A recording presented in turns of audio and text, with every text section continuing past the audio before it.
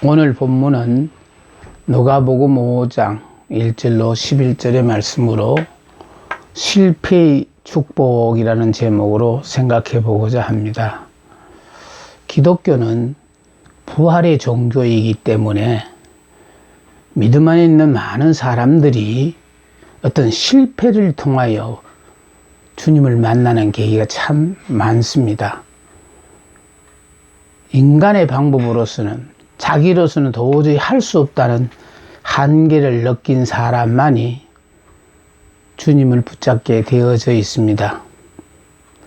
오늘 많은 무리가 몰려와서 하나님의 말씀을 들을새 예수는 게네사렛 호숫가에 서서 배 두 척이 있는 것을 보시니 어부들은 배에서 나와서 그물을 싣는지라 했습니다. 다시 말해서 배 이 두 척은 하나는 시몬의 배고 하나는 야고보와 요한 형제간의 배입니다.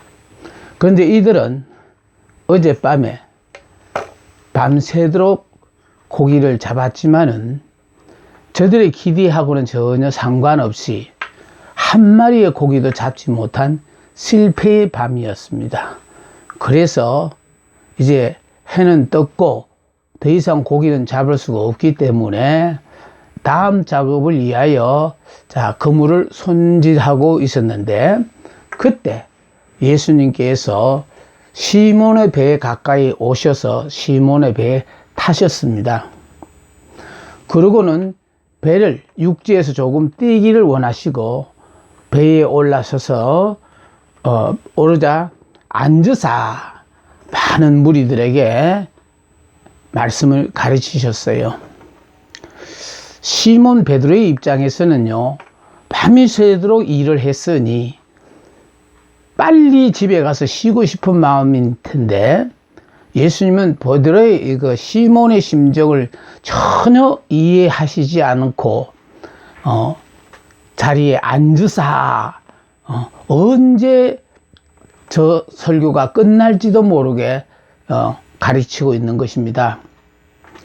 그런데 이렇게 말씀을 가르치던 예수님이 말씀을 마치시고는 시몬 베드로에게요, 깊은 데로 가서 그물을 내려 고기를 잡으라 그랬어요.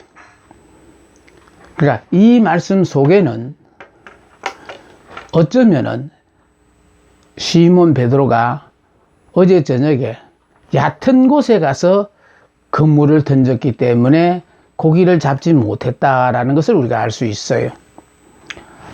오늘날요, 정말로 많은 분들이 남들이 다 하고 있는 그런 이미 다 써먹은 그 방법에 의해서 그걸 답습한다는 것은 성공할 가능성이 없습니다.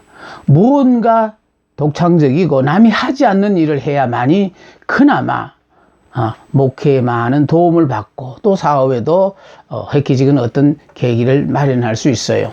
그런데 깊은 데로 가서 이 깊은 데라는 속에는 또요, 남들이 하지 않는 그만한 수고와 노력이 수반되어야 돼요.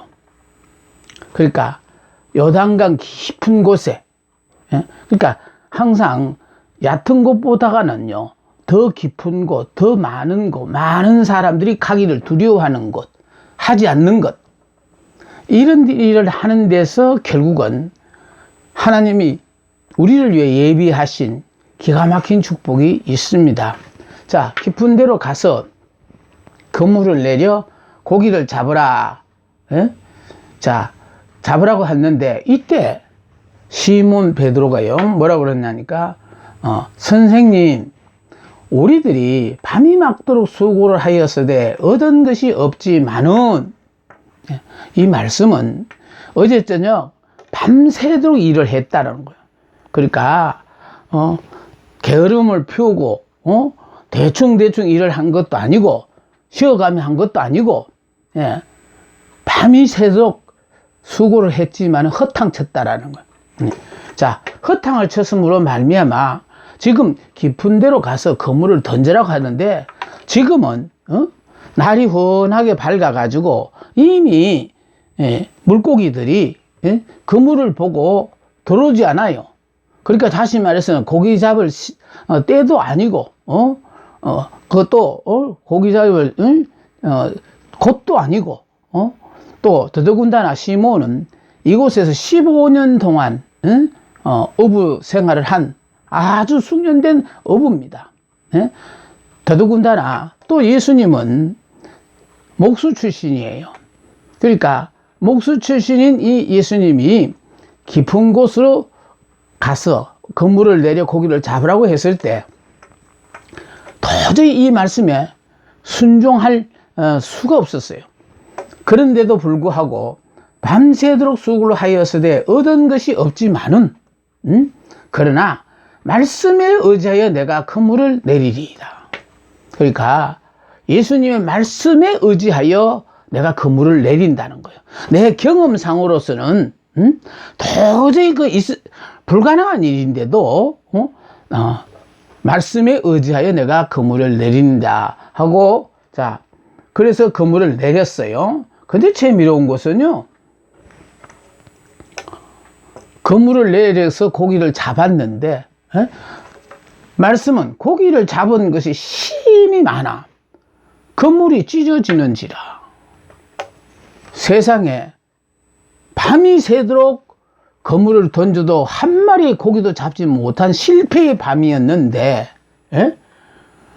말씀에 의지하여 그물을 내리리이다 하고 그물을 순종하여 그물을 던졌는데 상상도 못한 일이 벌어졌습니다. 그물이 찢어질 정도로 고기가 많이 잡혔다는 거예요. 그러면 이렇게 많이 잡히는 고기가 어젯밤엔 어디 가서 한 마리도 못 잡았냐 이 말이에요. 그런데 한 마리의 고기도 못 잡던 시몬이 말씀에 의지하여 순종하여 그물이 찢어지도록 고기를 잡았다는 것은요, 우리가 하나님의 말씀을 순종할 때마다 그 말씀이 우리 이성적으로 이해가 되어지는 것을 순종하면 하나님의 역사가 나타나지를 않아요. 우리의 이성적으로는 도저히 이해할 수 없는 일이지만은 하나님의 말씀일 때는 순종하기만 하면은 하나님께서 예비하신 기가 막힌 축복이 있다는 거예요. 그래서 그물이 찢어지도록 고기를 잡았는데 문제는 이 고기를 우리는 한번 생각해 봐야 되는 것이요. 예수님께서 시몬에게 너 고기 많은 그 고기를 보고 그물을 던져라고 했을까? 아니면 시몬은 그물을 던져라고 하니까 그 말씀에 순종하여 물속에 고기 있는 거 없는 걸 확인도 안 하고 그물을 던졌는데 그래서 찢어지도록 고기를 잡았을까? 한번 생각해 볼 필요가 있어요.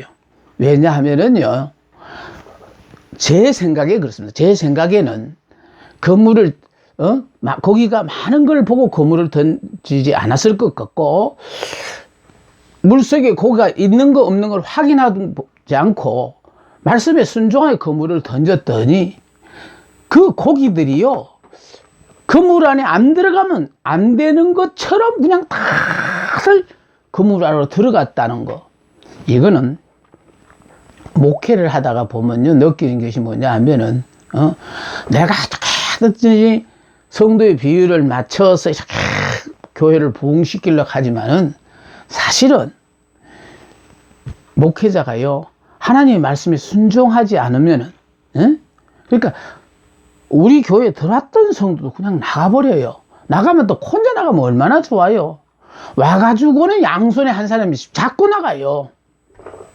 그런데 하나님의 마음에 드는 목회자가 되어지면은요, 우리 교회 교인들이 다른 교회에 갔다가도 돌아오면서 양손에 한 사람, 즉 두 사람씩을 잡고 돌아오는 이런 역사가 있어요. 그러니까 결국은 내가 순종하는 하나님의 종만 되어지면은 하나님께서 우리가 바라고 원하는 소원이 아니라 주님께서 우리의 모든 것을 다 아시고 이렇게 항상 우리가 원하는 이상의 것으로 우리를 도와주신다는 사실이 참으로 중요합니다. 자, 심히만 건물이 찢어지는 거예요. 근데 이것도 중요한 말이 또 있습니다. 네, 여기에요. 이에 다른 배에 있는 동무들에게 손짓하여 와서 도와달라. 참, 깊은 곳으로 가서 그물을 던져 고기를 잡아라 해서 말씀에 순종하게 깊은 곳으로 들어가서 그물을 던졌는데 축복이 너무 커가지고요. 그물이 찢어질 정도로 고기를 많이 잡았다는 것은 정말 놀라운 축복을 받은 거예요. 문제는 이 축복도 내가 감당할 자격이 없으면 안 받는 것보다 못해요. 왜냐하면 그물이 지금 찢어지고 있잖아요. 그물이 찢어진다는 것은 바로 뭐냐, 잡혔던 고기도 다 나갈 뿐만 아니라 또 그물도 찢어져 버리면은 오늘 고기를 아무리 많이 잡아도 그물값을 구하기가 건지기가 힘들어요. 그러니까 결과적으로 지금 이 다급한 상황 하에서 혼자서는 해결하지 못한다는 거예요. 혼자서 해결하지 못하니까 이에 다른 배에 있는 친구들 손짓했다가 와서 도와달라고. 예? 자, 와서 도와달라고 손짓을 했을 때 중요한 것은요, 평상시 나의 삶이 내 이웃들과 어떤 관계를 맺고 있었느냐라는 거 참 중요해요. 왜냐하면은 지금 이와 같은 돌발적인 이렇게 사건이 벌어졌을 때에 내가 지금 야고보와 요한의 배에다가 시몬이 손짓을 해서 이렇게 도와달라고 이렇게 하면은 과연 야고보와 요한이 기다렸다는 듯이 달려와서 도와줄 것인가? 아니면은 조금 전까지 언쟁이 있어서 두 사람 사이가 정말 이렇게 뭔가 모르게 서먹서먹한 그런 처지에 있을 때에 그 순간이었다면 어떻게 했을까? 아마 도와달라고 멀리 있는 친구 동물을 도와달라고 했으니까 손짓해서 도와달라고 하면 못 본 척하고 돌아설 수도 있을 거예요. 말로서는 들려지지 않는 거리니까 그랬을 때에 듣고도 모른 척하고 얼마든지 외면할 수도 있다라는 거예요. 그런데 동물을 손짓하여 도와달라고 했더니 야고보와 요한이 와서 도와줬다는 것이 중요하거든요. 예. 그래서 도와줌으로 말미암아 2배 가득히 고기를 잡았다는 겁니다. 문제는요, 와서 도와달라고 해서 2배 가득히, 시몬은 그물이 찢어질 대로 잡힌 그 고기를 다 두 사람의 배에 나누어 실었습니다만은 우리의 가정에도 마찬가지예요. 하나님의 축복이 우리의 가정에 올 때 되어지면은요, 부부간에 막 다투어가 말도 안 하고 살다가도 복 받을 때가 되어지면은요, 두 사람이 협력해 가지고 하나가 됨으로 말미암아 그 가정을 주시고자 하는 복을 받아서 누리는 거예요. 근데 복 받지 못할 가정에는 보면은 아까까지만 하더라도 그렇게 그냥 두 사람이 여보 저보 하면서 그렇게 다정하게 지내다도 조금 전에 언짢은 일로 말미암아 한 사람은 도와달라고 하고 또 도움을 도와줘야 될 사람은 아까 다툰 그것 때문에 민기적거리고 외면하고 안 도와주면 어떻게 되나? 아까 그물이 찢어지도록 잡은 고기가, 이거는 타이밍을 놓치면 안 되잖아요. 하나님의 축복이 왔을 때 정말 그 기회를 놓치지 않고 그거를 우리 집에서 받아 누려야 되는데 부부간의 갈등으로 말미암아 하나님의 축복을 외면하고 그렇게 힘들게 어렵게 사는 사람들이 너무 많더라고요. 그래서 항상 우리는요, 십자가의 도는 죄는 우리가 지었고 우리 죄를 대신하여 예수님이 십자가를 지고 죽으심으로 우리 죄를 용서하셨거든요. 용서하심으로 우리 죄를 듣고 용서하셨기 때문에 이 십자가의 도를 내가 깨달았다면은 나도 상대가 잘못한 것이 있을 때마다 덮고 보지 않는다는 거예요.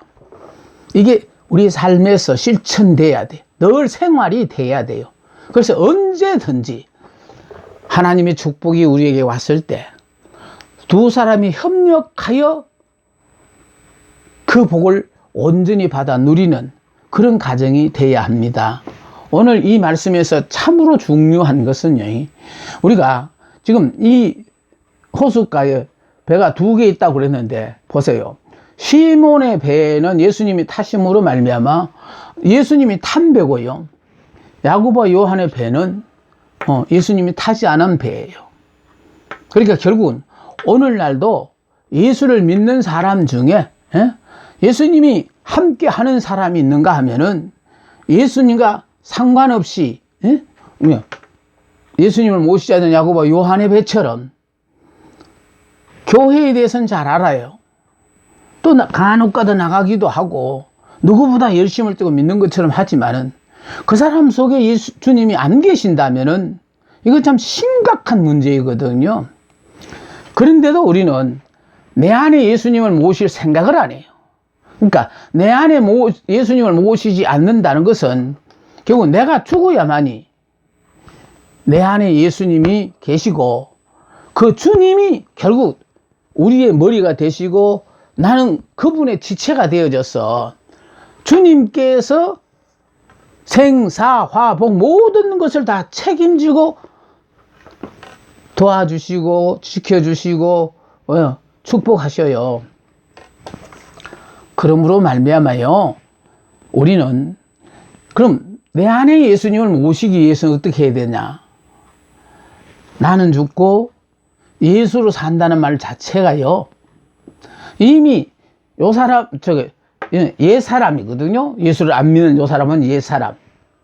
예수를 믿어도 결과적으로 자기가 주인인 사람이고요, 요 사람은 예수를 믿음으로 말미암아 나는 죽고 예수로 사는 사람이에요. 그래서 요 사람을 육의 사람, 요 사람을 우리가 영의 사람 그러는데, 그래서 육의 사람은 옛 사람이라 그러고 또 영의 사람을 새 사람이라 그래요.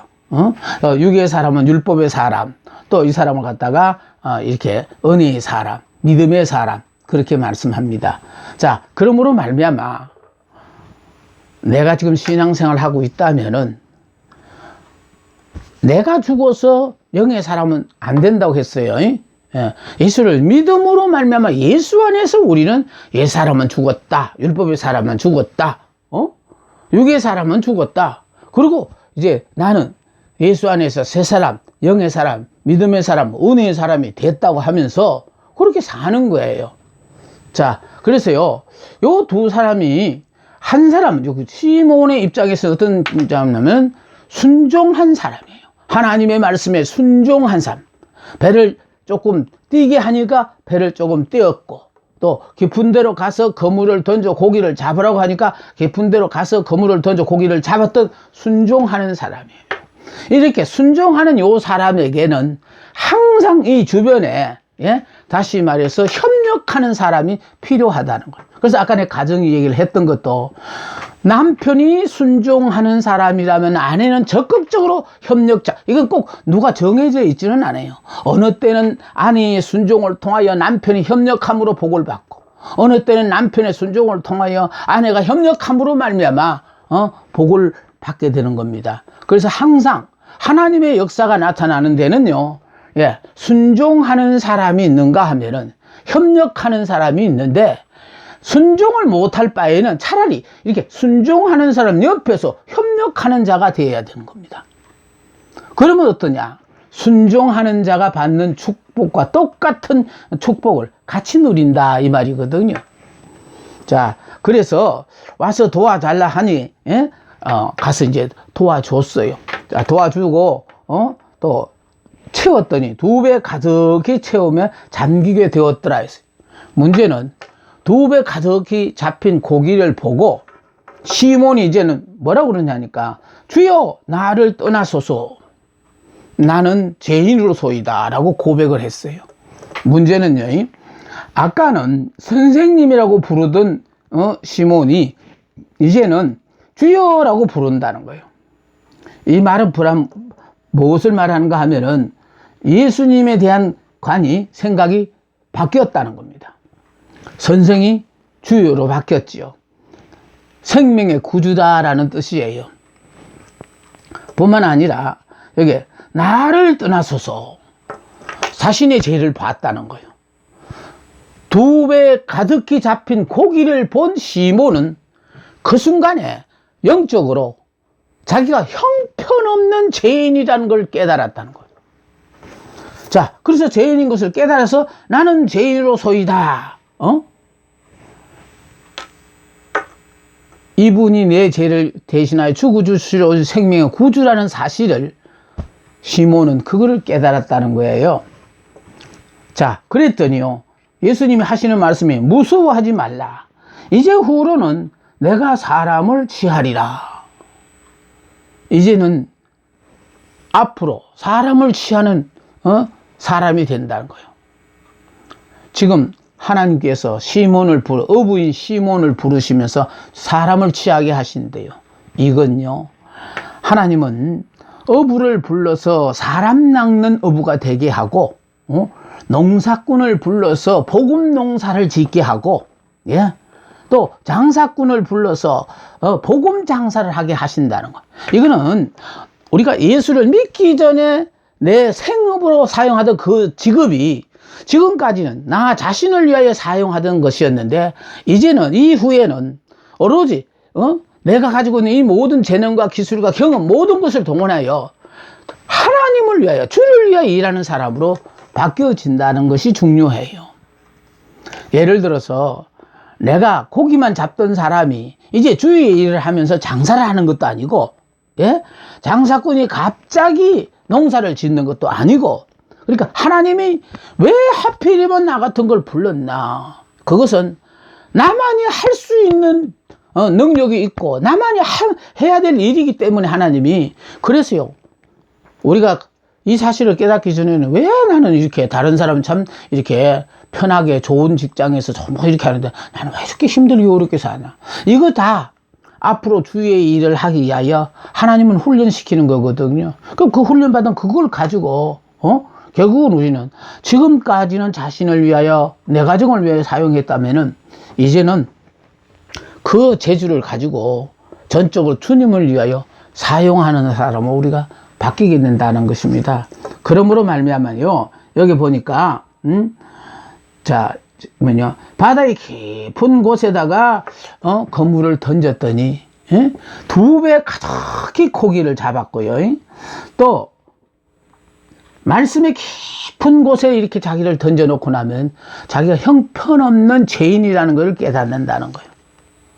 그러니까 결국은요, 우리가 얕은 물가에서, 그러니까 말씀도 깊지 않게 내가 알았을 때는 내가 의인이에요. 주님은 빛이시라 그랬죠. 이 주님이 빛이시기라서 이 빛 대신 주님 앞에 어둠의 자녀였던 우리들이요, 주님 앞에 다가가면은 지금까지 어둠의 세상에 살던 우리가요, 얼굴에 많은, 예를 들어 검정이 있으면은 그걸 이렇게 닦아요. 자, 깨끗이 닦고 나면요, 우리가 그 자리에 있으면은요, 다시는 닦을 필요가 없어요.